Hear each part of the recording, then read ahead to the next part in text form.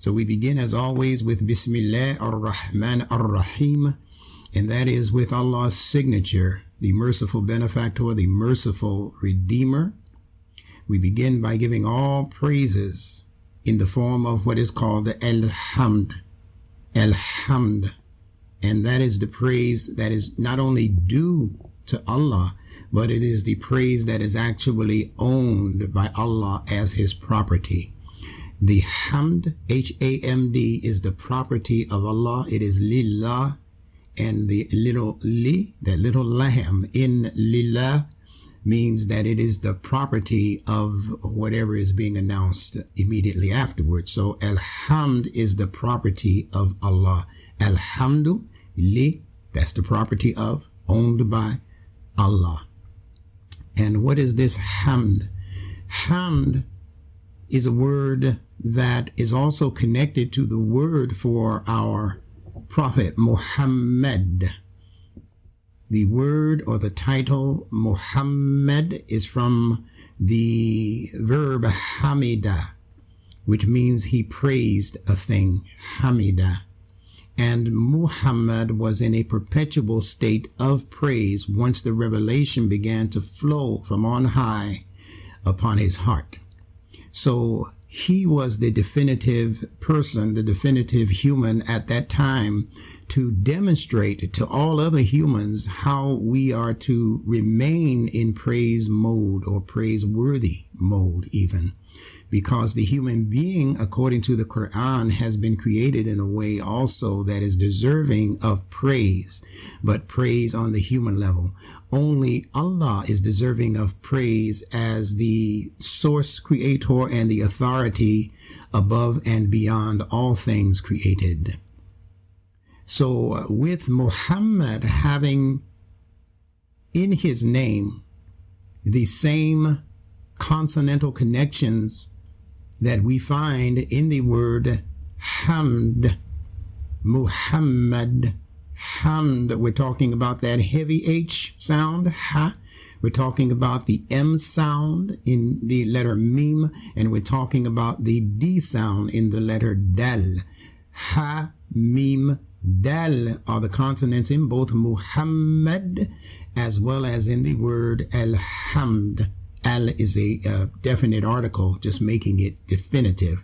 So this is the definitive Hamd, if you understand. Now, among human beings, the one who brought us the definitive demonstration of what Hamd is to look like on earth inside of a human being, that one is Muhammad. He was the definitive one to bring us the outline of what that praiseworthy one was to look like, to be like, to speak like, to act like. You see? So this is what makes that action of praise praiseworthy. And it is also indicative of Muhammad himself being Al-Hamd, the definitive praise. He is the definitive praise. When you study his life example, when you study the characteristics of his personality, of his nafs, you're going to walk away understanding, if you're getting that information from credible sources, you're going to walk away understanding that Muhammad himself is Al-Hamd, the praise, walking, talking, living, breathing, exchanging with other people as the definitive way that praise is to be exhibited in the world. Now, so I want you to keep that initial point in mind, that when Allah says Alhamdulillah, it is also a reference to the Hamd in Muhammad, and therefore Muhammad Lillah, he belongs to Allah. He is the property, if you will, of Allah. And if he is the property of Allah, guess what that says about all of the rest of us creatures? We are all the property of Allah. Now, we're going to continue our series on the restoration of the human soul by discussing a very important ayah in the Qur'an that refers to the soul in its highest manifestation. Its highest manifestation. And that highest manifestation is called AL-MUTMA'INNA. AL-MUTMA'INNA. We'll get into that in just a moment.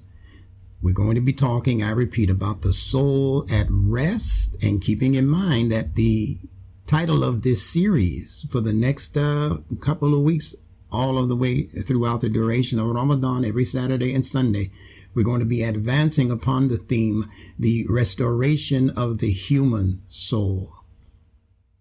Now, if you want to know what rest means for real, then look into the word restoration. Restoration. Because the word rest is really just a shortened form of the longer word restoration, and also a shortened form again of the word reset. If you stick an E between the S and the T, you're going to have the word reset. All things that Allah created in a manner wherein they have to rest from a particular obligation or a particular level of work or activity. For instance, the human being has to rest. At night, we have to sleep to do what?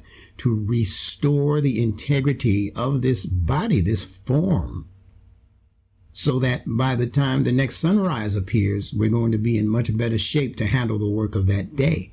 So rest is not death.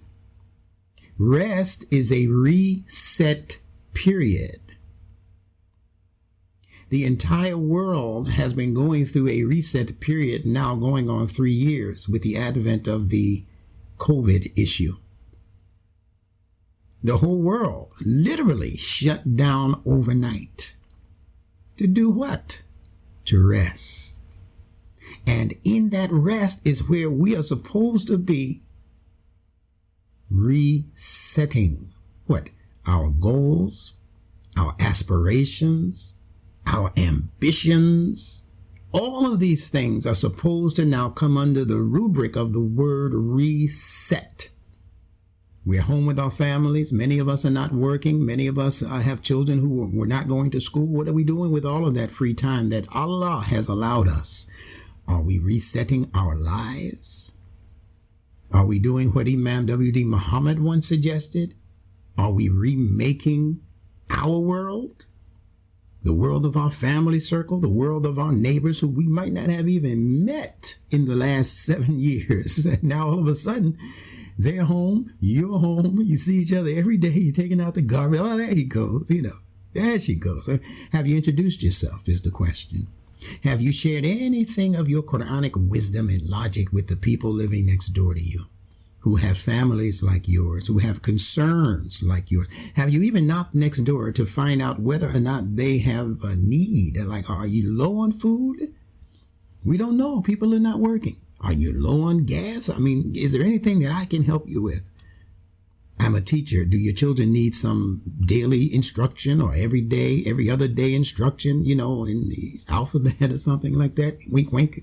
That is the best time to share Nunetics and as a method for learning letters, both English and Arabic. So what are we doing with the individual talents that Allah has gifted us with? What are we doing during this reset period? Or are we resting in the way that has been fabricated for us to believe?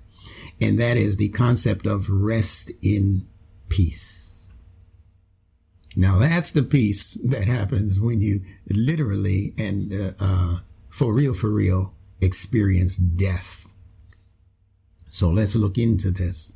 We're talking about the restoration, the restoring of the human soul. Now, if you missed what the soul is, you need to go back and catch those replays at Masjidullah, at the site of Masjidullah, Philadelphia, Masjidullah Inc. in Philadelphia. You need to catch those replays that we did in order to understand more accurately what we mean when we say soul. And just to give you a brief recap, the word soul consists of the consonants S and L. And I mentioned that every word that you can think of, no matter what the language, that word is going to represent the theme or the concept of the preservation of a thing's integrity. The preservation of a thing's integrity based on that station of life that that particular thing happens to be existing in. So if we're talking about the soul, now we're talking about the preservation of the integrity of the soul. What is the integrity? What are the integrated factors that go into the sustaining of the soul? It is our ability to be social. You see that word social? It's a play on the words soul shell, or the soul's shell, the soul's outer protection that protects what is inside. That is where the most precious and valuable elements are. So that means that in order for us to preserve the integrity of the human soul, we have to continue to be social. So when they lock it down and say that we're supposed to be social distancing, you thinkers out there need to really pay attention to the language that these language manipulators are using. Regardless of what the ultimate outcome is, I don't know. I'm not sitting in their board meetings to say that it's evil or that it's a good plan for the future. I don't know. I only know language. And I know that to say that we are going to be socially distant is something that sounds a death knell to the human soul. The bodies will still be here, but the soul would have been put to rest. Imam Wadathuddin Muhammad said just a few years before his physical transitioning, he said that the world is going to experience what he called the great elimination of the soul. And he said it's not that they're going to be getting rid of your bodies. He said they need your bodies here for industry, for commerce. He said, but what will be disappearing and dissipating and dying is the soul itself. So what was Imam W? Why, am I supposed to just sit around? He's not here to, I can't ask him. So am I just supposed to sit around and not try to figure out what this man was talking about? He mentioned it twice, once at a major annual convention. These things are on video. You can see his comments on YouTube. The great elimination of the human soul. What does that mean? Well, being a linguist and being an etymologist, I had to take the responsibility on myself to look it up and serve it up to you and show you what my findings are. And I'm saying to you that the soul is connected to the social nature. And human beings are what science calls gregarious creatures. Gregarious, congregate. See that greg in there? It means to be together. To be together, to want to be together. By nature, we love being together. Even if we don't know the person's name. Hey, how you doing, partner? You know, we just call them whatever. But hey, man, I see you. What's your name, man? I've been seeing you every day going to work on this subway, man. What's your name? You know, oh man, yeah. You know, and you find out that you have so many things in common because you're commonly human. And the human being, I repeat, is a gregarious creature. You see how this goes? The germ that goes into the construction of a human form, biologically speaking, it all happens because of the agency of one sperm going into one ovum, creating an initial spark that we now call the human life, the development of this human body within the interior of its mother. But that one germ split, according to science, into two, and then the two began to multiply and replicate, 3 and more and dozens, and before you know it, here we are as adult human beings with what science says could possibly be up to 300 trillion cells. Some people say between 60 trillion and 300 trillion, depending on what part of the world you're from, I guess. But the point is that one soul went on to replicate, duplicate and replicate, to the point now where we have thousands and millions and then billions and now trillions of cells. And every single one of those cells is exactly the replica of that first cell. Understand what I'm saying, or what science is saying. Every single one of those billions and trillions of cells that make up this physical biology that you call your body, they are all, according to science, exact replicas of each other. Now, you might say, well, if that's true, how do these different parts of my body become different? If all of the cells are the same, how come the end result or the end product is not all one thing? How come we're not just one big hand or one big finger or one leg? How does it differentiate?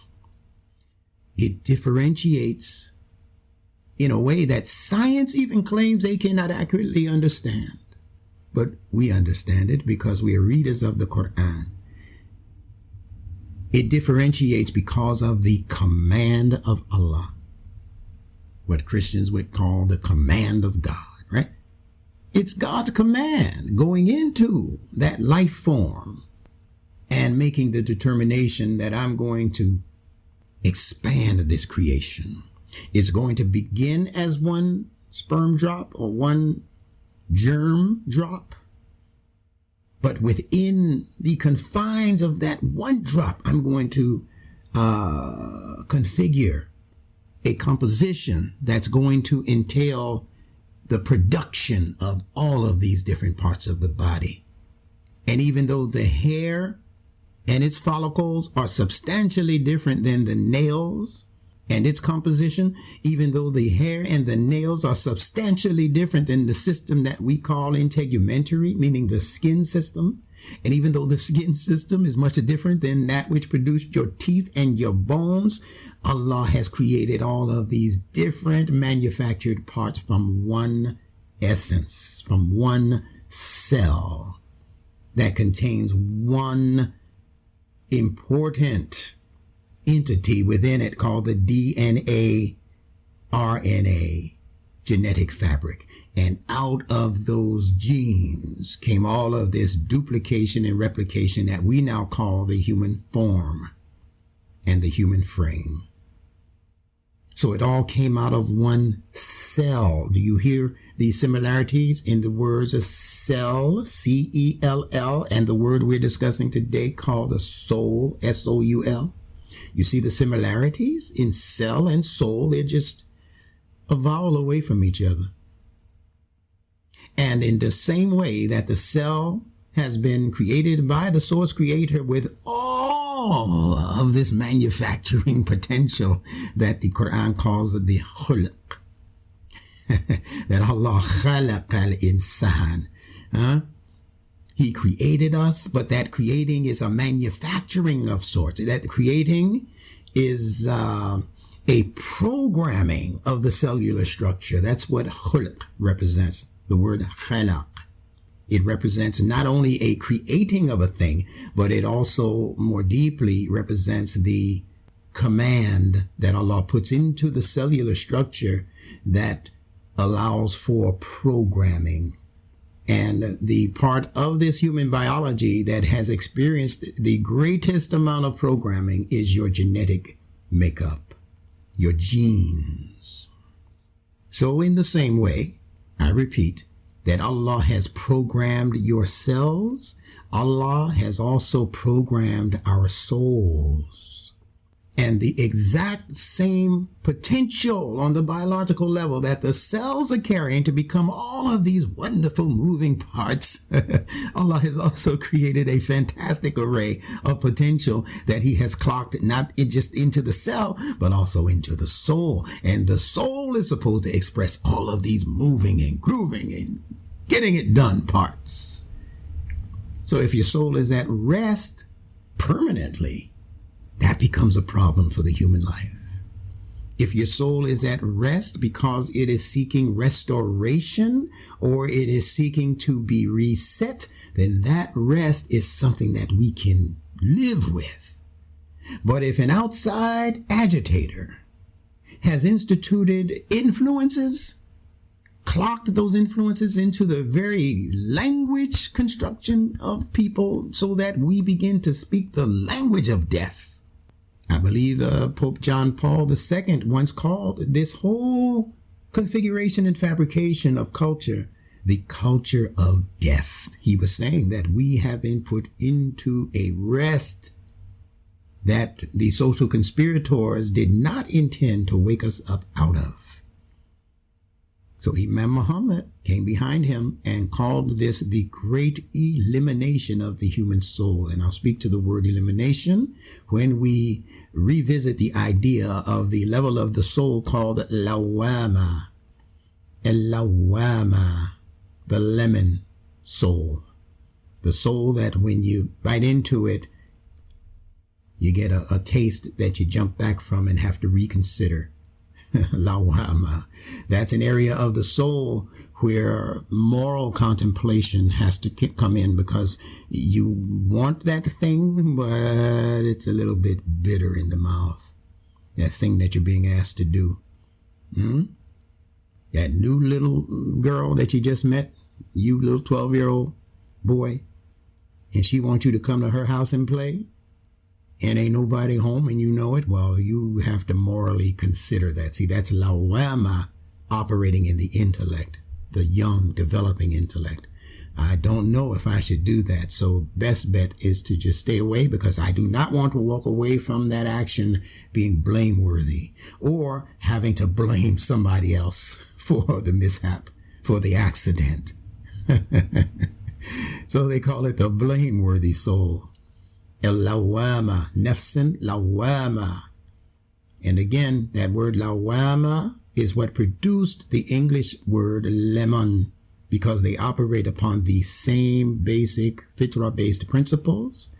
When Europe got hold of the Qur'an, initially via the Moors, the African and Arab Moors that ventured into Spain and actually caused Spain itself to come into a mini kind of revolution.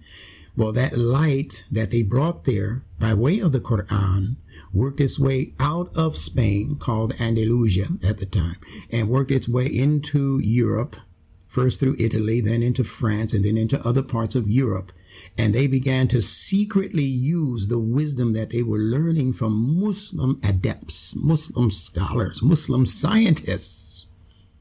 They began to secretly use that wisdom. And I believe they were told by the Moors to keep it secret. That's why it's not front street knowledge today. They were told by those Moors to keep it secret. And that became the beginnings of what we now know to be Masons, Shriners, and others who use the Qur'an and the Islamic language within their doctrine to do what it is they do, and at the same time hold on to the claim that they are Christians. They're using Muslim doctrine. They got the star and crescent on their fez. They greet each other with Salaam Alaykum. But they're not Muslims technically. They were able to maintain their connection to the Roman Catholic Church and to other forms of Christianity while secretly pledging allegiance, if you will, to the Qur'an.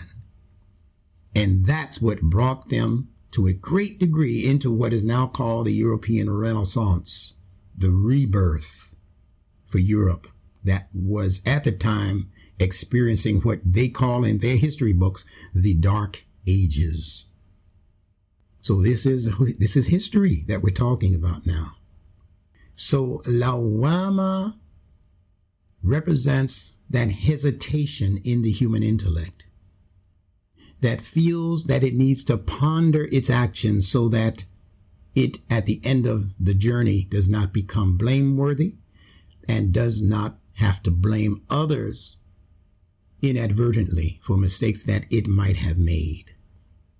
The first level of the soul, as we discussed last week or yesterday, I believe, the first level is nafsin la amara, and amara represents a commanding aspect of the soul that operates through your genetics. It operates through your biology as your instinctive drives. The drives that Allah clocked into your genes that are designed to keep you here survival-wise, to keep this body awake, alive, hydrated, oxygenated, all of those things that we do on the unconscious level to keep this physical structure in operation, even if it is not fully operational, even if we've lost an arm or an eye or something like that, right? It doesn't matter. The body is still conditioned by its source creator to do what it needs to do to keep this body here long enough for that life form that we call the human life to continue the journey towards higher and higher graduation of the soul. But the soul needs the body for that to become effectuated.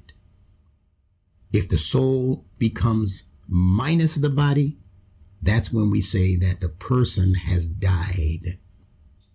But to operate as what the Quran calls the nafs, N-A-F-S, you have to have an operational biology in order to pull that one off.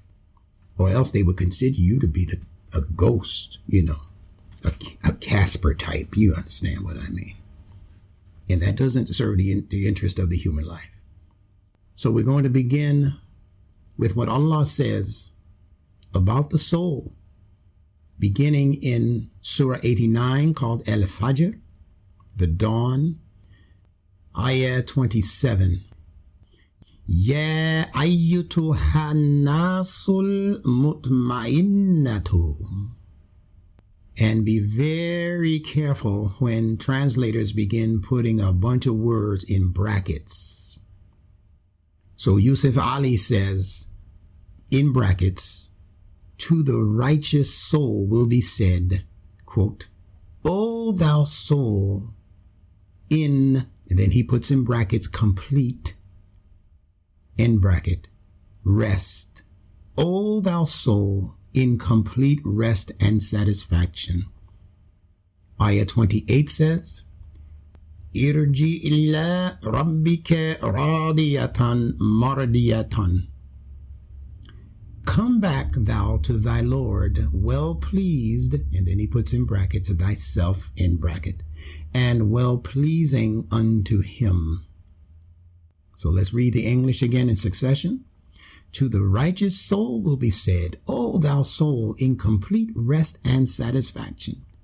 Come back thou to thy Lord, well pleased thyself, and well pleasing unto him. The level of mutma'inna is what we're discussing now. We spoke about the level of la'amara, the commanding soul that's operating as your instinctive drives, commanding you to do that which is going to be responsible for your survival on this planet. Eating, drinking, sex, copulating, creating future generations. That's what this biology is commanding your mind to do, to stay involved in. The body will become hungry on you. The body will become thirsty on you. We're still talking about principles of Ramadan, obviously. And it will only insist that you do these things, but the body cannot force you to do anything. The same principle that Allah puts down in the Quran in the words, La ikraha fid din. It's the same principle when it comes to the commanding influences that Allah clocked into your genes, into your biology. Your biology is calling you. It's commanding you. It is what Imam Muhammad translated as the insisting soul. It's insisting, but you've had people insist that you do things. Hey, man, you ain't never had a drink, homie. Man, look, this ain't even strong, man. Just taste this wine, man. It's Ripple, man. It's whatever. Come on, man. Just take a sip. I ain't gonna ask you to take no more than a sip. He's insisting. No, man, I don't drink, man. Nobody in my family. No, man, but this ain't your family, homie. You with me and my boys and girls. No, man, come on, man. Take a little sip of this Ripple, man. He's insisting. But you don't have to drink because he didn't put a gun to your head, I hope. But you do not have to give in to that offer because he's asking you or insisting that you do so. So the insisting nature of nature, the insisting nature of this biology and its drives, its urges, all of those low aspirations.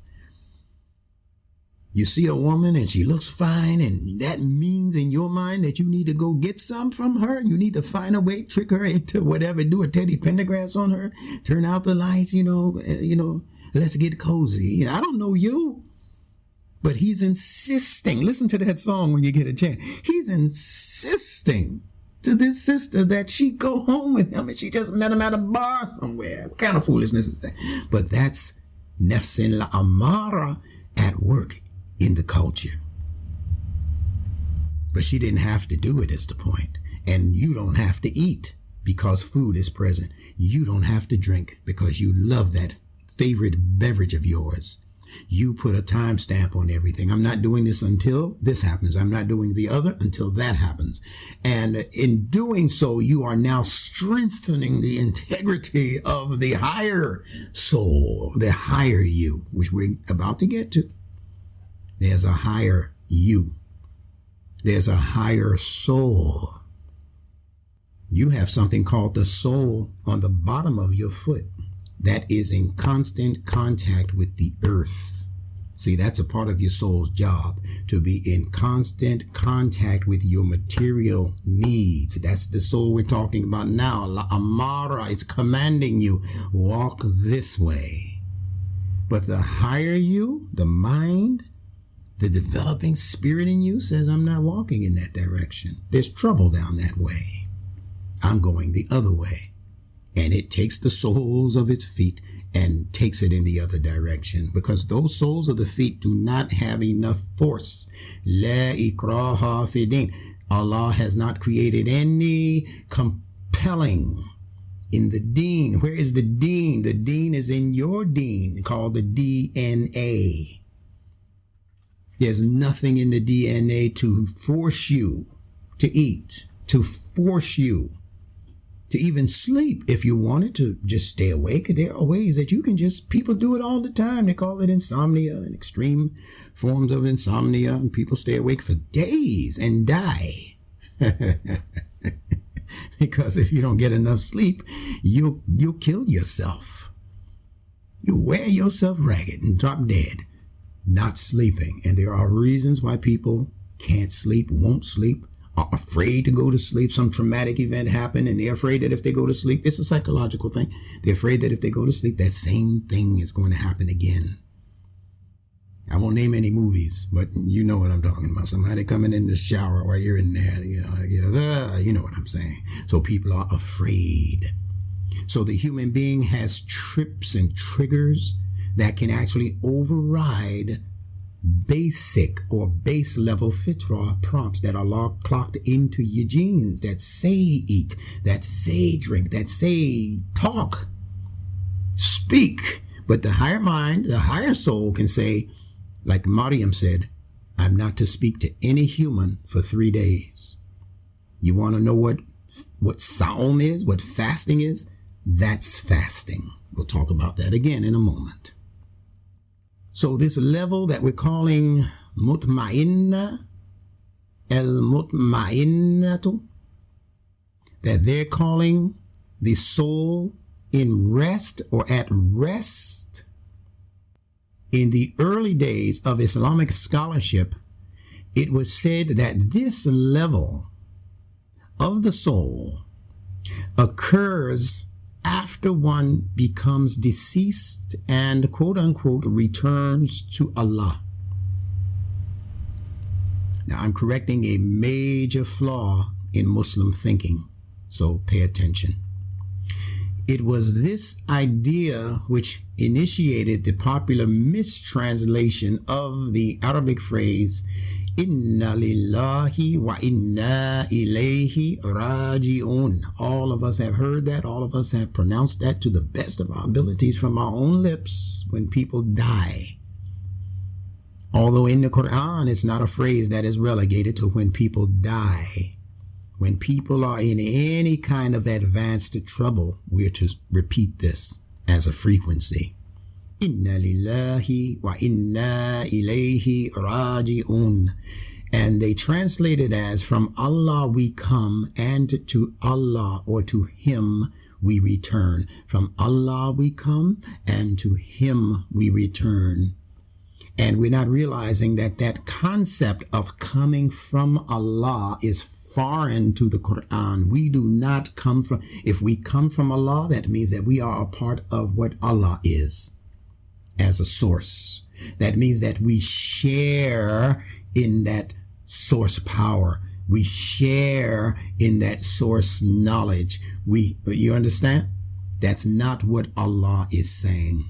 That's what the pagan Arabs believed prior to the initiation of prophethood upon Muhammad by Allah. They believed in one called Allah, but they also believed in a pantheon of gods that were subordinate to Allah, believing that Allah was the only one that they could not visualize. All of the rest of these jokers, Hubal and Allah and all of these other little gods, small g, they can be seen. They can be serviced directly. People brought them food and actually put it up to their lips. These were stones. And the humans would take grapes and food and try to stuff it in the lips of and cry tears and ask this one for rain and ask the other one for sustenance and ask the. This is what they were doing prior to the advent of Muhammad as prophet 14 or 1500 years ago now. But they believed in a God called Allah. That was the chief deity.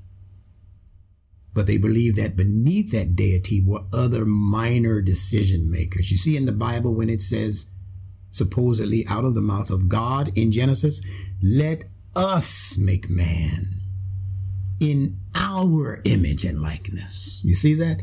That's the same religious idea that transferred over to the pagan Arabs and others of that day and time. It's the same idea that there's this major God and we don't know everything that he can do or does or has done or will do. But we do know that there's a will also operating in the lower chiefs, this lower pantheon of gods. So we follow the ones who we cater to. And we just hope that the big guy is pleased. But we're catering to these smaller ones. So it's the same concept. It's an erroneous concept that even the ancient Hebrews had. And that's how the pagan Arabs got it, because of their interconnectedness with the Jewish populations of that time in Mecca and in Medina. They were Jews. Yeah, Bani Israel. Oh, who was Allah speaking to? Allah didn't jump outside of Arabia to address the Jews. They were right there as communities. And they had these erroneous ideas that they were mistranslating out of their scriptures and based on the writings of their rabbinical group or crew. Today it's called the Talmud. The Babylonian Talmud is the main one. They have one other one that's a subordinate to that one. But that's where they get these erroneous ideas. What is the equivalent of the Talmud in our day and time for Muslims? The equivalent of the writings of the rabbis for the Jews are the writings of the hadiths on the most part for the Muslims. They are the writings of Muslim scholars in the same way that the Talmud is the writing of the Jewish scholars for the Jews. Does that make the Talmud equal to the Torah? Heck no. So why have many Muslims equated the Hadith as though it is some revelation from Allah in the same way that the Qur'an is revelation? That's another one of the mistakes we make. And because we make these mistakes, do you know what those mistakes are called in religion and in the scripture? It's called adultery. You're thinking adultery is just you sneaking off, with Sally. Bow-legged Sue, as Imam Muhammad used to say. You sneaking off with bow-legged Sue to do the thing, and then you come back and, whatever, right? No, that's not the adultery that the Quran is discussing. That's not the adultery that the Bible is discussing. The adultery that both of these divine scriptures are discussing is the adultery of that which is supposed to be incompatible with the other. That which is supposed to be something that you stay or stray away from, not even approach. And when you do, normally the result or the outcome is something that you actually didn't really anticipate and is not a pleasant thing to explore. The outcome. It's not talking about male and female as such. Imam Muhammad said, if you're reading the Qur'an and you come across something that you could have figured out with your own head, with your own brain, that's not what the Qur'an is talking about. Because humans already know what to do about infidelity. Humans already know what to do about these other things that we call social crimes or social maladies or, that kind of thing. Interruptions in the social fabric. Societies have built communities as alternative measures for issues that they were inundated by. So you got places in Africa where the chief of the tribe has 10 wives. They were making up for what they were into when he was only allowed one wife and then 2 wives and then 4 wives. I'm talking about Muslims in Africa who have 10 wives. That chief is allowed, nobody else, but the chief is allowed 10 wives because he sees it as his divine responsibility to keep that village populated. You get it? So humans are going to do that. They're going to resolve and figure out what to do about issues and behaviors that stray away from the norm. You don't need revelation for that. But you do need revelation to warn you that they are a group of language manipulators, a group of linguistic conspirators who are mixing the truth of Scripture with lies that they invent so that your subservience, your obedience will begin marching in their direction. And instead of worshiping God, you end up worshiping the conspirators and their conspiracy. So that's what happens when you mix Torah with Talmud. The Qur'an came to bring the Jewish mind back to the purity of the Torah message. Ain't no mentioning of no Talmud in the Qur'an. And the same Qur'an came to bring the Muslim mind back to the purity of the Qur'an that Muhammad himself in the Qur'an is lamenting that his people, his Qawm, have abandoned the Qur'an. That's in the Qur'an out of the words of Muhammad the Prophet as revelation from Allah. That my people, oh Allah, my people have abandoned, they've rejected, they've thrown this Qur'an behind their backs. Now, if that's in the Qur'an, it means that it was happening 1,500 years ago, not after, not when the hadiths began to be written down all the way over in Persia somewhere 250 years later, when the first hadith was actually written and published and produced and spread out. No, that foolishness of subverting the message, the purity of the Quran, that was happening in Muhammad's face among his companions. They were doing that. Receiving the message of the Quran from Muhammad and then twisting and turning the words to the point where Allah said also, and put it in the Quran, that woe to those who write the book with their own hands and say this is from Allah. Allah said, woe to them, and that they do it for a measly price. That means they were making big bucks, but in the end, when they have to be judged for those actions, it's going to feel as though they only earned pennies. That was in the time of Muhammad. So we're not blaming all of these Johnny-come-lately hadiths with the big mess up in the Muslim world.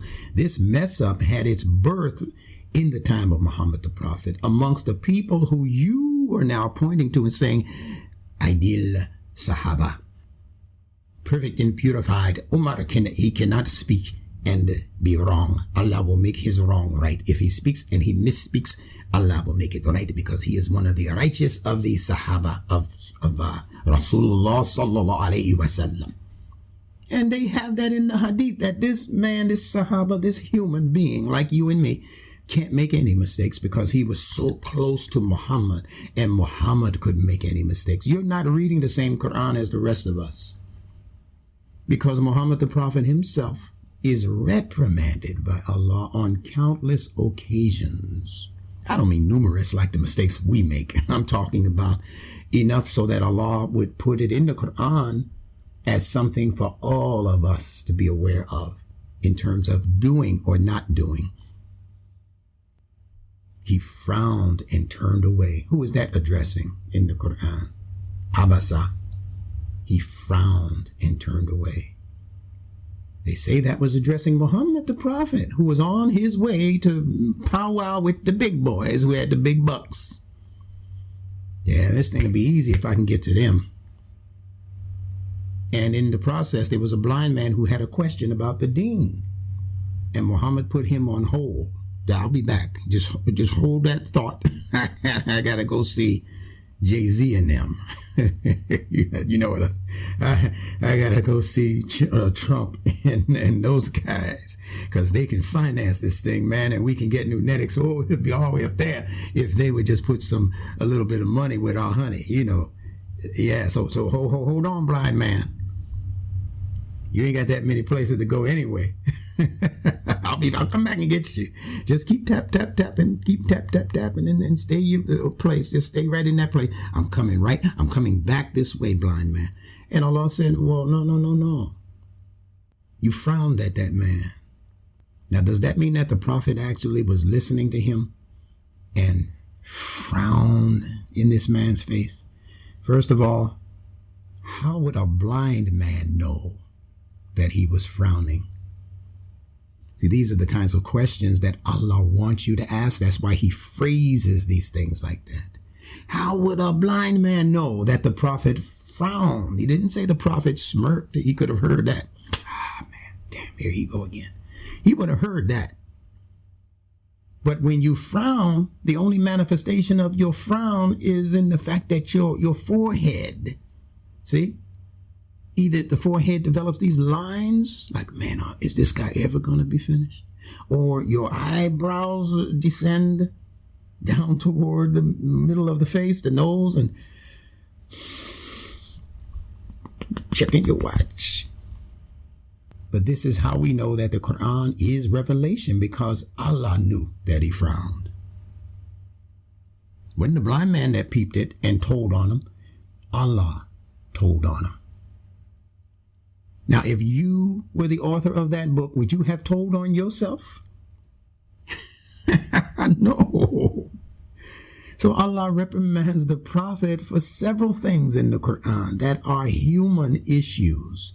And in the Quran, just for your information, Allah never ever reprimands a Rasul, the messenger. Because to reprimand the messenger is to reprimand Allah's own message. So wherever Allah mentions a Rasul, that they translate as the messenger, that messenger can do no wrong, because that would be saying that the revelation itself did something wrong or erred or made a mistake. And Allah does not make a mistake in his pure revelation. The only times you hear Allah reprimanding Muhammad is under the title Nabi, prophet, because the prophet is the connection to the human being's social nature and things that need to be done socially speaking.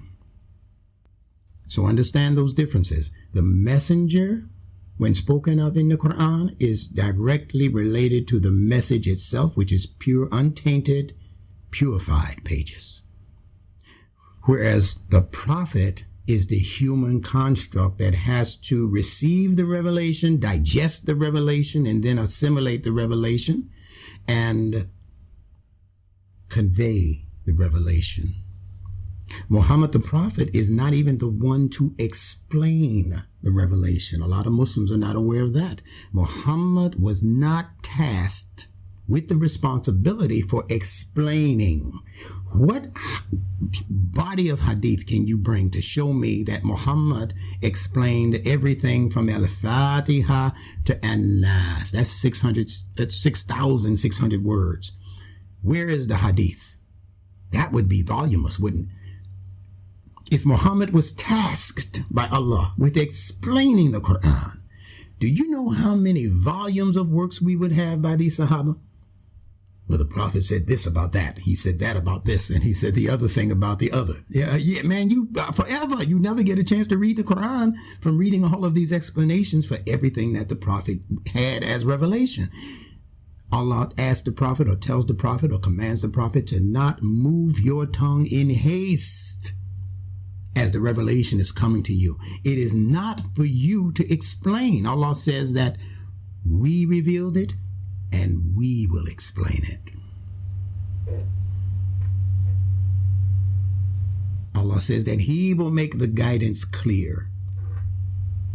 Who better to make it clear than the source creator who revealed it? So these are minor tweaks that Muslims during this month of Ramadan need to be in touch with and need to really ponder, as Allah asks us to do in the Quran. Do they not yatadabbaru the Quran? Do they not ponder deeply the Quran? So going back to the original point, inna lillahi wa inna ilayhi raji'un has been translated incorrectly as from Allah we come and to Him we return. It should be to Allah we belong. You see that lillah right there? That li is possessive, and it means that is ownership. So to Allah we belong, and to Him for sure. You see, this inna is elongated. This one is not. Inna lillahi, yes, certainly. And inna is used to dispel doubt. When the Quran says inna, it is a tool, a word tool that Allah uses to indicate the lessening or eradicating of doubt, because the issue that He's addressing here, every time you see inna, the issue is that the people He's speaking to were carrying doubt about this thing being discussed. So what's being discussed? The fact that we are the property of Allah. See? Those people didn't believe that. They said to the Prophet, you mean to tell me that when we are dead and gone and bones and dust, that we're going to be created in this new creation? Those are the people Muhammad was talking to. Sound like atheists, don't they? They had doubts. So Allah says, inna lillahi, certainly, without doubt, we are the property of Allah. Wa inna ilayhi. That means that this next thing I'm going to say is something that is just in the stratosphere of doubt when it comes to the people I'm talking to. Wa inna ilayhi. And for sure, certainly without doubt, we are constantly returning to Him. See, they didn't believe that. They believe when you were dead, you were gone. You know, I remember we used to believe that in the Nation of Islam under the Honorable Elijah Muhammad, that dead is dead. If you don't get your heaven in this life, you'll never get it. If you don't get your hell in this life, it ain't coming, because once you're dead, that's the end of it. The book is closed and nothing else happens for you in any other realm or sphere or planet or existence. No, none of that. Once you are dead and buried, that's it. Khalas.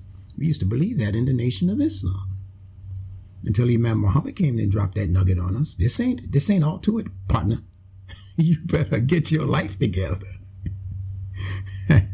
You better get your goodish two-shoe life together. You think just because you just be good and you didn't do any real thing for anybody, you just stayed good. You didn't rob a bank. You tried not to lie. That kind of thing.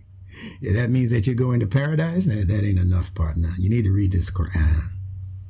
Because when you leave here, there's a lot of things you have to answer for that were in your control that you didn't take advantage of. So to Allah we belong, and to Him we are constantly returning. Raji'un. See, Raji'un, that's an energy. And Raji'un is a leading energy among the energies. There are plenty of energies, plenty of frequencies, but Raji'un is a leading, authoritative energy, if you will, that you and I and we will not be able to escape. We can't even escape it in this life, because the return to Allah is happening all of the time while we're living and breathing and experiencing this nafs experience, this nose, mouth, intellect experience that we call nafs. The nafs is all, as soon as you're born, it begins its return journey. Every day you get older, you're a day closer to death, aren't you? So this doesn't mean when you close your eyes. That's why this saying is not relegated to people who have died. That's a different part of the journey. We're talking about people who are still here, who need to be mindful that every breath you take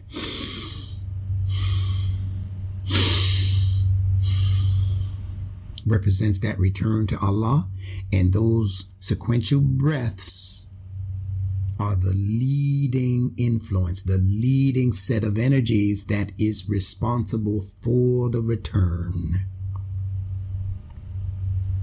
How do you know they're leading, instructor? How do you know that those influences are supervisory and authoritative over your life? Because of the letters Ra. We're looking at Raji'un. Ra and Jim, those two letters. Wherever you find those letters together in the Qur'an, you find it also in the word for male leader, Rajal. Wherever you find that, it means leader. It means authority.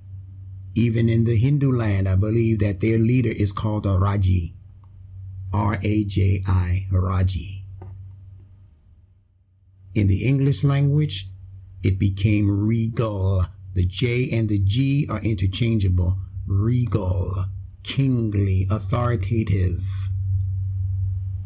And what is indicating that authority are the combinations of the letters Ra and Jim, or R and J, or in English, R and G.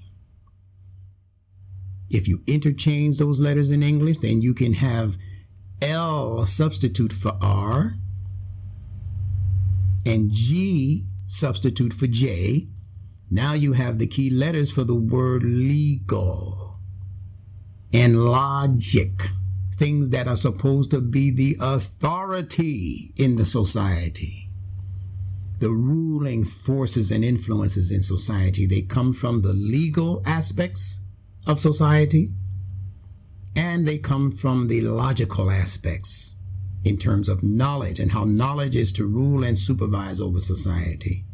You cannot get around the science of nunetics. I don't know why you keep skirmishing and squinting like you can't see what I'm saying.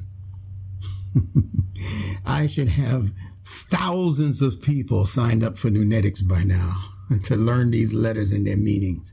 But I know why I don't, because the majority of our people are just too lazy to study. That's the only thing I can walk away with as an excuse for you, that you're just too lazy to study. I'm 63 and I'm just getting started. I don't know about you folk. In our class, the nunetics class, we got people 82, 83, 84 years old. And you would think just from talking to them that they were teenagers all over again, because this language is energizing them to that degree. So how can you study Nunetics, the science of what every Arabic letter means, and apply those meanings to your Quranic reading? How can you apply those meanings to the Quran and then just read the Quran like you used to, trying to get through 1/30th every day during Ramadan without stopping to ponder on any of its verses or words? How can you continue to do that? You can't, is the point. Not after learning Nunetics. And we'll give you info on how to get involved in that in just a little while. Now, the idea of returning to Allah in a ghostly form in order to reside in paradise, it was a very popular idea that seeped into Islamic scholarship. Listen to this carefully. That idea that the returning to God, the return to Allah, the return to whatever God they were pronouncing in their day and time, and to do so after you've left this biology. You've been extracted from this biology. So you are being returned to Allah, but as a ghost, as a spirit, or what we now call a soul. That was a very popular idea that crept into Islamic scholarship. It wasn't born out of the Qur'an. It was born out of scholars trying to put this together with the assistance of pagans, the assistance of people who believed in pantheons of God, as we discussed earlier. We don't hate them, but we are not the ones to take from their understanding of Scripture, their understanding of religious language, and then just inculcate it into our text and say this is what the Quran means because the Hindu said, or the Buddhist said, or the Confucianism people, or the Zoroastrians said, that their monks and nuns and priests and rabbis said, and therefore, if that's what they believe, for us to understand what the Quran means, let's just take the similar words in the Quran that speak to the issues that they have already addressed in their scriptures, and let's just take their meanings for those things and just overlay it onto the Quran. That's what Muslim scholars have done on the most part. And Nunetics has been born into the world to bust up that monopoly. And when I say Nunetics, I'm talking about the brainchild of Imam Warithuddin Muhammad. He didn't know this system by name, but he's the first one that I heard dealing with the issues related to the meanings of letters, both Arabic and English. And he started doing so as far back as 1976. He wasn't in his leadership seat. It wasn't even warm yet. I'm talking about the seat. Before he started talking about what the letter G means, the capital G, the profile of the human face with the lip poked out, the G. And he's the one who started this. And it was at that time my little 16, 17-year-old brain heard that. And I said, I got to catch the rest of these letters. And I've been on that journey ever since. This hasn't been since last year, 2 years ago, when you got introduced to me. I've been doing this. I'm 63 now. I've been doing it since I was 16, 17 years old. That was in 1975, 1976. You do the math. I'm not good at calculating. But I guess I was about 16, 17 years old. So I'm coming to you with the benefits of all those years of my involvement in this science of letters and etymology. So it seeped into Islamic scholarship by way of the Hindus, who shared that same belief that the soul is extracted from the body in a ghostly fashion, and that ghost will then go on to preoccupy the next existence.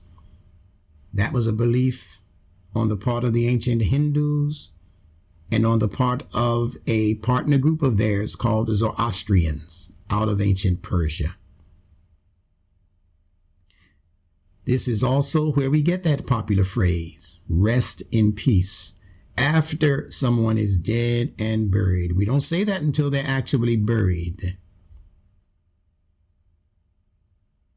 These meanings are derived from ancient Persian words where the root word of mutma'inna, that's the word we're discussing, that root word tamana, Tau, Mim, Nun, it means in their understanding to be well pleased, to be content, to be satisfied. That's what it means in the language of the ancient Persians, which is very similar in text and in its form. It's very similar to the Arabic language, although they are from two separate language families. The language of Arabiya or Arabic is from the Semitic family group, and the language of Urdu, the Persian languages, they are from the Indo-European family group. Two separate families, but they favor each other very closely, to the point where the average person will look at Persian script or Urdu and not even realize that it's not Arabic. It just looks a little bit more cursive, like it's Arabic with italics. Like somebody put italics over the Arabic. So in the Quranic Arabic, this same root word, tamanna, means aspirations. It's referring to your ambitions. It's referring to your humility and also to your proclivity for submission to something. So aspirations say that you want to go higher in what it is you're aspiring to. Ambitions mean that you don't want to stay in the same place. You want to spread out and accomplish things. But you want to do it based on the platform of being humble. You see, you don't go into the boss's office with all of this arrogance like you know what he knows. You go in there humble, and that's the quality that he peeps in you and says, you know, that humble guy, the one that's stacking the books out there. I had a nice conversation with him the other day, and he showed some serious mental acumen. Yeah, he used some words that were just fascinating to me. He spoke about some pieces of history that I wasn't familiar with. I want to train him. Yeah, no, the humble one, not the loudmouth guy. No, the humble. You see the guy that you don't even know is there because he's so humble. Bring him into the office. See, that's what this is referring to. It's referring to the ambitious aspirant. And that ambitious aspirant must first be settled in his or her soul in order to reach the heights that are possible due to true submission to the will of the source creator. So what is this saying? That as Muslims or as mu'min, the soul must first be rested, not deadened, but rested. In other words, it must condition itself for a reset. The soul has to be reset before each and every level of its graduation. So once it experiences the level of the Amara stage, where instincts are dominating the life, like instincts dominate the life of the infant on up to the toddler, before the toddler can be taught some discipline. Before that, when the baby's hungry, you gotta feed it because you're feeding its instincts, the commanding soul. But by the time it becomes a toddler and can learn bits and pieces of language and can understand, do you understand what I'm saying, Johnny? It ain't lunchtime yet. Yes, Mommy, but I'm hungry. Well, look here, man. Talk to your stomach. It'll hear you. Say, I can't feed you right now. See? That's the 5, 6, 7-year-old. You're going to school now. You just can't eat because you're hungry. You got to eat when lunchtime comes, Sally. You understand? So we're growing through these stages, step by step. And at each transition, this is so beautiful. With each transition, the previous soul level has to be rested because it needs restoration. It has to be, you don't get rid of it. You don't kill the nature of your instincts. You don't kill the nature of your emotionality because it was operating on the platform of blaming others and then blaming itself. I'm a no good. I'm a bad boy. No, that's not where you're supposed to stay. When you become a preteen, that's where you are. I did something wrong. My mother gave me the responsibility of going out without having to hold on to her hand, and I ended up with these creepy guys and these creepy girls, and We ended up smoking something that I never experienced before. Oh man, why did I do? And you start blaming. Either they did that to me or I did that to myself, and I'm just so stupid. And that's where the born in sin concept was born. I'm a bad boy. As a matter of fact, I might as well just chalk it up and say that I was created wrong.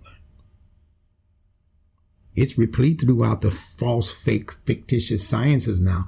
I was born a boy, but in my inside, I feel like a girl.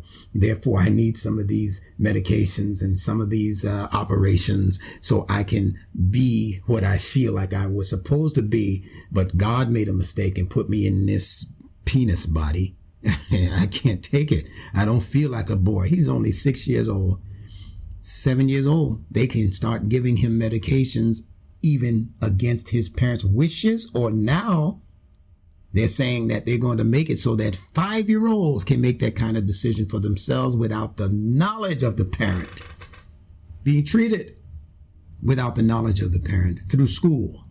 The school knows, oh, we're going to get you that medication. We're going to get you that operation. And before you know it, you come home to mommy at 7 and 8 and 12 years old, starting to grow breasts. And she's wondering what the heck happened.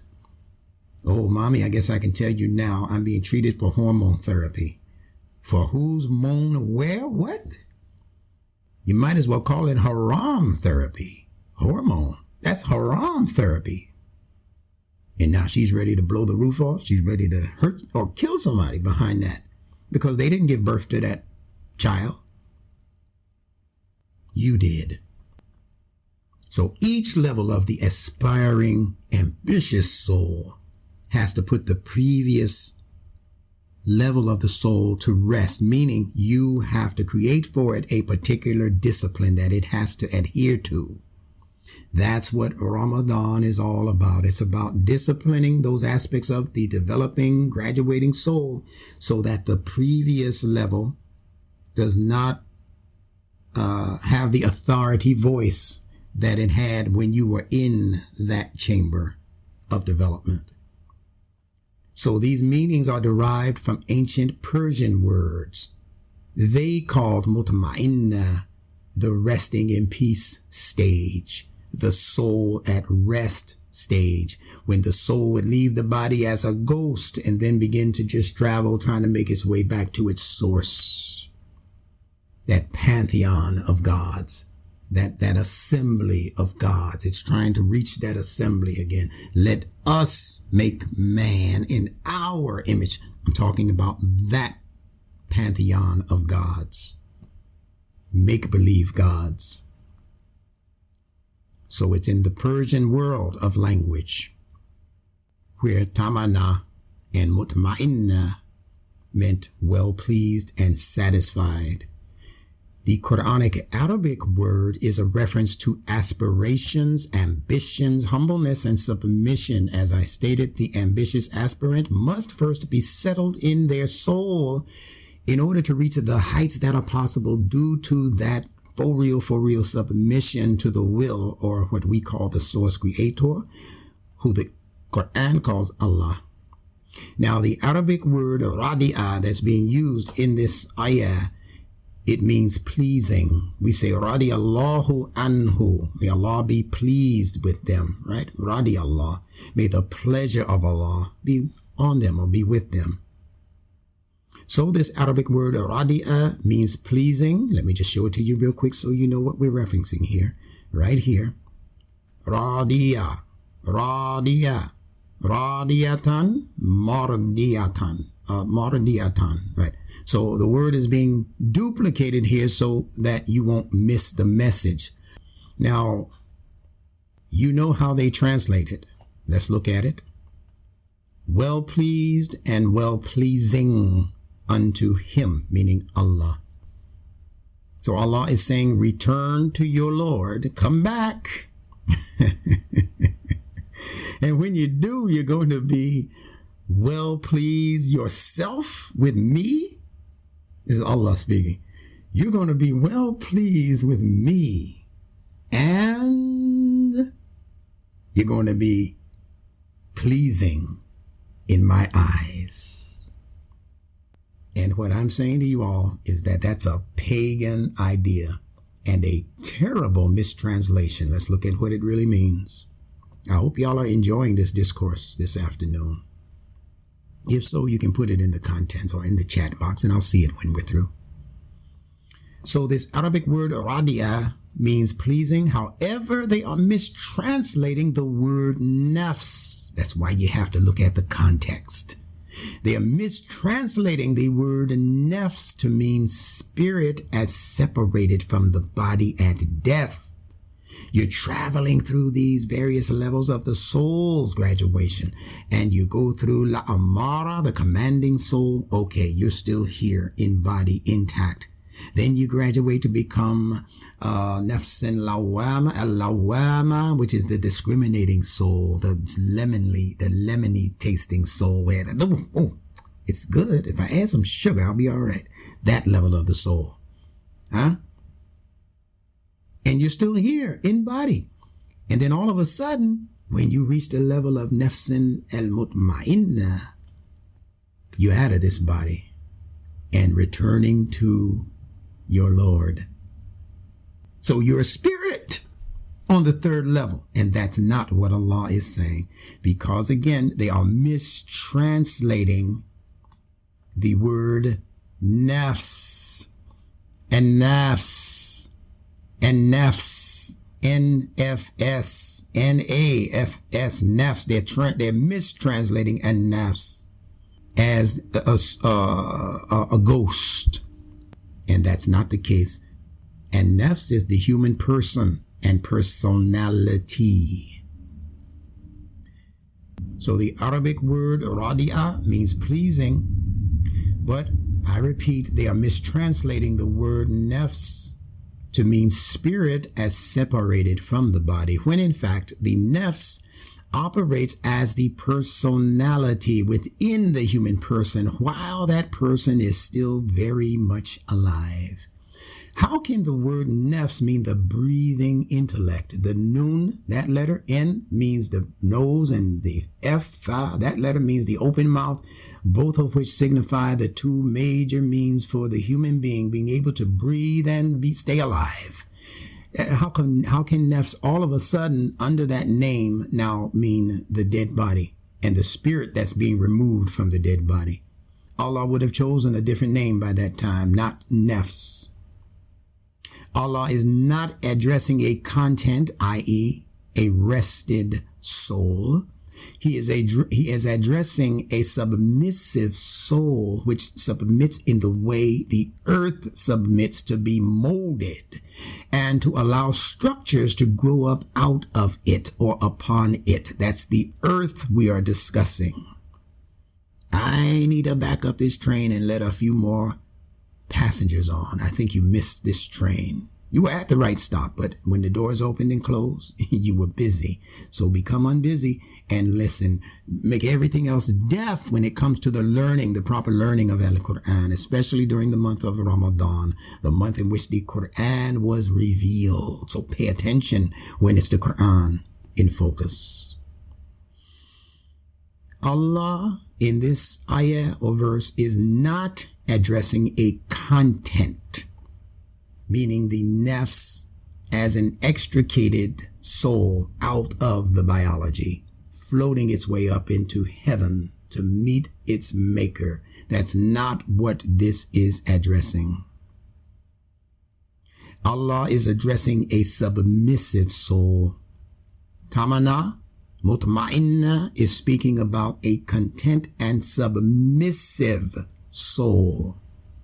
A soul that is following orders because it is responding to those orders not on the level of its instinctive drives, not merely on the level of its emotional proclivities, but it is responding to the guidance of God now, based on its ability to intellectualize the message, to put things in their proper place, to make comparisons, and also to read into the context of what Allah is saying or asking, and not just the content.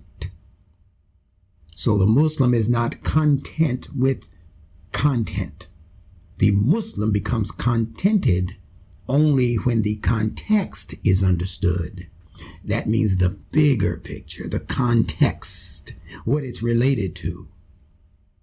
Don't you always say that you know somebody better after you've met their family? The people they're related to? Oh, I see why you do what you do now. You got that from your mother. See? Yeah. So listen to this connection and look at these words very carefully. We're talking consonantal connections. Radia means pleasing, but what is that word related to consonantally and Qur'anically speaking? Look at that word. Radiyata, mardiyatan, Ra-di. This is related also to the Quranic Arabic word that you read all of the time called ard. Put an alif on the front. Ard.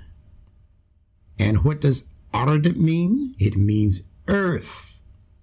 So when Allah says pleasing, as they translate it, where are we to go in order to understand what the pleasure of God is? We are to compare it with what the pleasure of the earth is. Do you know that the earth has a pleasure? Do you know that the earth is pleased when you plant seeds into the soil? Well, Allah is pleased when you plant fitra-based concepts into the soul. You see that? Soil, S-O-I-L, soul, S-O-U-L. Just change the vowel, I, and put in a U. You have soil and its seeds, and you have the soul and the information that you're planting into the soul for future growth out of the soil. The soil is the ard, the earth, and when the earth is situated correctly and you provide for all of the necessary stimuli or stimulus or whatever the plural is, that growth is going to manifest out of that soil, out of that ard, that earth. And that is the pleasure of the earth, and growth potential coming out of the soul is contingent upon the seeds that you plant into the soul. But they have to be fitra. They can't be Monsanto. They can't be Monsanto seeds that experience growth and then the potential for continuing that growth in future generations of plantage and vegetation is null and void. It just grows that one time, then you got to come back to Monsanto. You know what you're coming back to when you come back to Monsanto? You're coming back to the moon and the sun worshippers. Mon is moon, san is sun. You're coming back to the moon and sun worshippers. They have clocked that Jacobite language, if you understand that term, into everything they do. That's why they can't hide. Their only hiding place is your ignorance of what those words mean. You can't hide their language. They haven't hidden their language. It's all over the place. There ain't no secret society, Illuminati of hiding in the, in some country club somewhere. Their language is all everywhere in their books and on the internet, but they depend on you and me not being able to decipher the meanings for their terminology. So let's continue here. So that word aradi means pleasing, but it means the pleasure like the earth's pleasure. The earth takes pleasure in absorbing sunlight. The earth takes pleasure in its produce and in its harvest. Harvesting the earth is not taking anything from the earth. It's like you getting that well-needed haircut. You brothers know what I'm talking about. Oh, that hair just goes so wild some days. So let me just get a little off the side at least. Trim it down. It's not all over the place. This side is this big. This side is almost bald. I got to get this thing evened out. That's in your fitra nature. So the earth is the same way. People need to eat. Animals need to graze. So the earth has no problem giving up its foods, its nourishment. That's its nature. And that's the nature that will bring you and me closer to the pleasure of Allah. Alhamdulillah. Let's continue.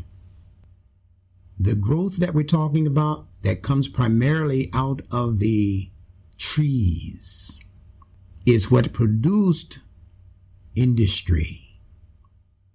Industry. Imam Muhammad, I repeat, phrased it in 1975, I believe, as early as that. He called it, and it was on the front of the Muhammad Speaks newspaper, from dust to industry. You see the tree sound at the end of industry, because the tree and its growth is the pleasure of the earth as sadaqah to you and I.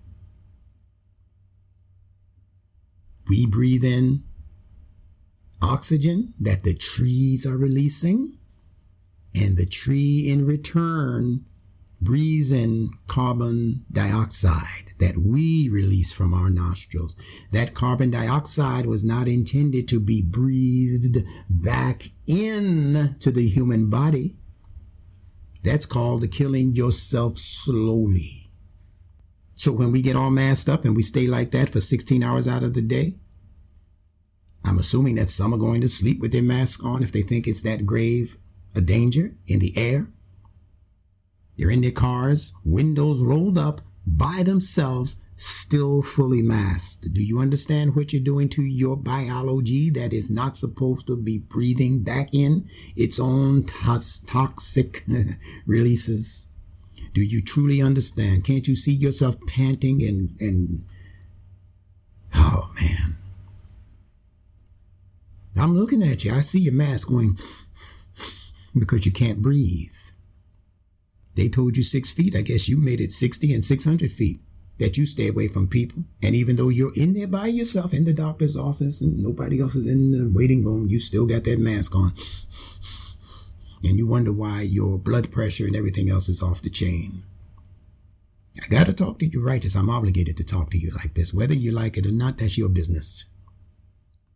You were created fi asani taqweem.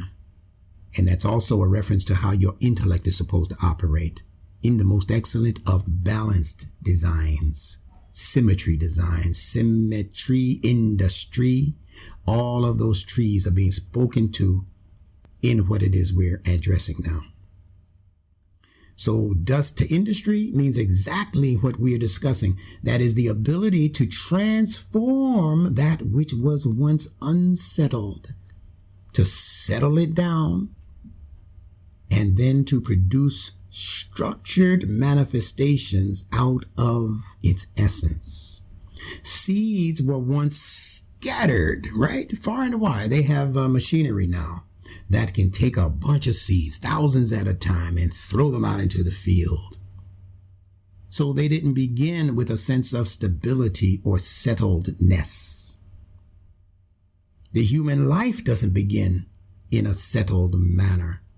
That infant is very much unsettled, and if the slightest thing agitates it on the instinctive level, it will cry out, kick out, holler out until you get it settled. See what's wrong with that baby. Make it settle down. In all of that young life, that human is going from this to that to the other, until they get high enough, even in school, where they can settle down and choose a particular profession, right? Out of high school, internship, college bound, and they begin to settle so that they can concentrate on growing their own resources, money-wise, and growing their own family from that point. So we're operating exactly as these objects in the fitrah operate. So we begin as unsettled. It settles down like the seed is settled into the earth by the farmer. And then that seed will produce structures called the plants and trees, bushes, trees, growth, fruit. And it does all of that out of its once unsettled essence called the seed.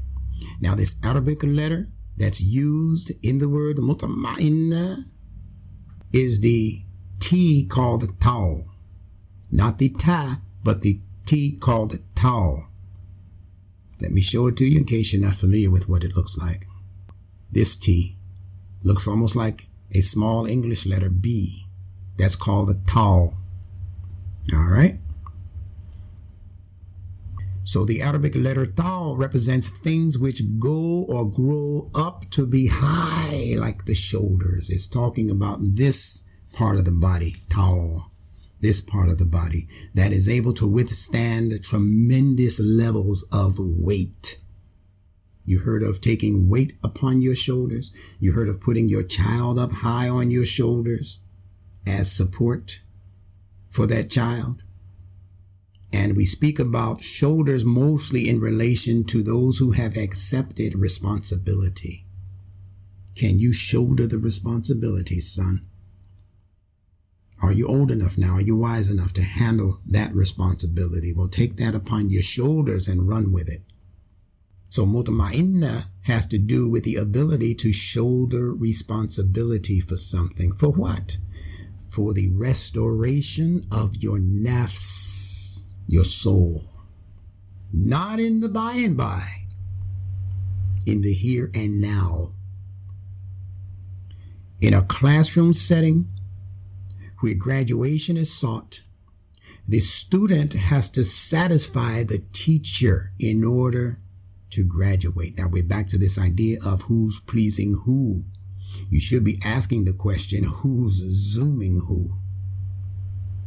When you seek graduation in school, you, student, has to satisfy or please, if you will, the teacher. If you intend to graduate, you don't please them in some freaky deaky way.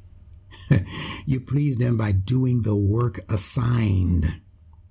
You please your teacher or your professor by showing that professor that you have become astute in the study of the knowledge that they have attempted to pass on to you and teach to you.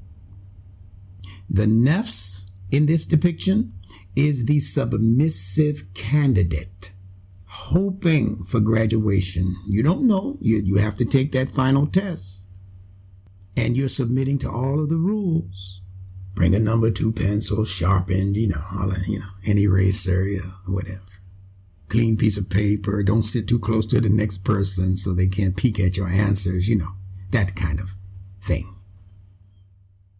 So we're talking about the submissive candidate who's following all the rules and regs for taking the test, hoping for graduation.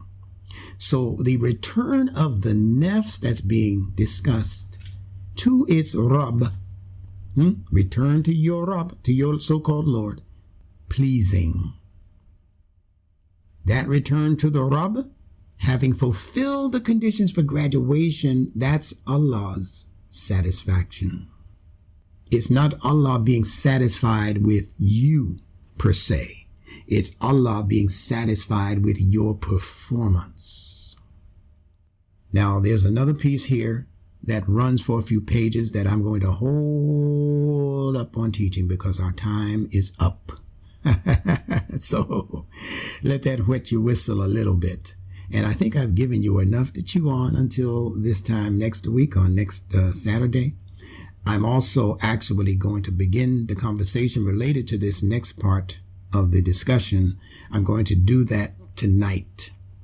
And I believe I have a sufficient number of new people who have sent me their email addresses. If not, I'm going to give you my email address here. Take it down. And if you email me and I'm able to get your email address, I will send you free of charge. It will actually be a teleconference this evening at 7 p.m. So I will forward that number to you. No, I'm wrong. I already set up the Zoom call for that. So I will send you the Zoom link if you send me your email address. So my email is cosmicquran1@gmail.com. Okay? cosmicquran1. Make sure you include that number 1 at gmail.com. And I hope you got that. So what I'm going to try and do is switch over to the Facebook page. I don't know if I'm going to be able to do it successfully. If I'm not successful, you won't hear from me in the next 5 minutes or 3 minutes. If I am successful, then I'll be able to read whatever your comments might have been or your questions might be. And if not, then I will take those questions and answer them during tonight's webinar lecture. That's going to be at 7 o'clock p.m. and I'm in Eastern Standard Time. Okay. And those who need my number is 516-300-2257.